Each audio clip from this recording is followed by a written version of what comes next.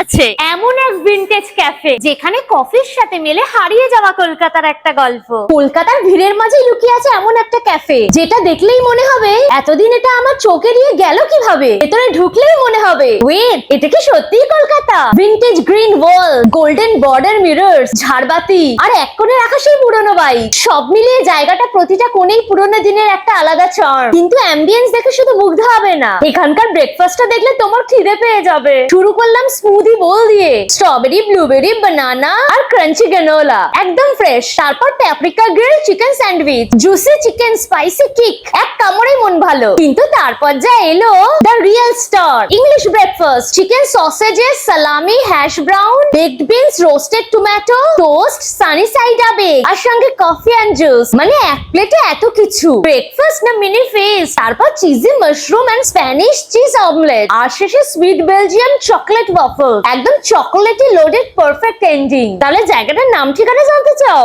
Follow করো আর কমেন্টে breakfast লেখো, আমরা তোমাকে পাঠিয়ে দেবো সব ডিটেলস।